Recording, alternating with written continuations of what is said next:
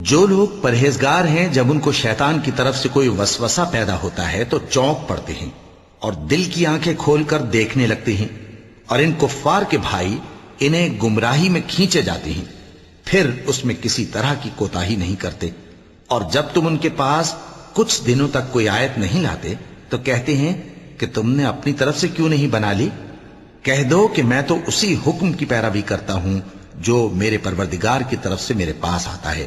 یہ قرآن تمہارے پروردگار کی جانب سے دانش و بصیرت اور مومنوں کے لیے ہدایت اور رحمت ہے۔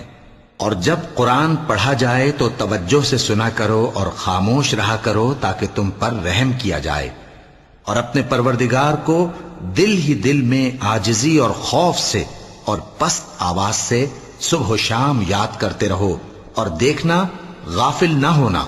جو لوگ تمہارے پروردگار کے پاس ہیں وہ اس کی عبادت سے روگردانی نہیں کرتے، اور اس پاک ذات کو یاد کرتے اور اس کے آگے سجدے کرتے رہتے ہیں۔ صدق اللہ العظیم۔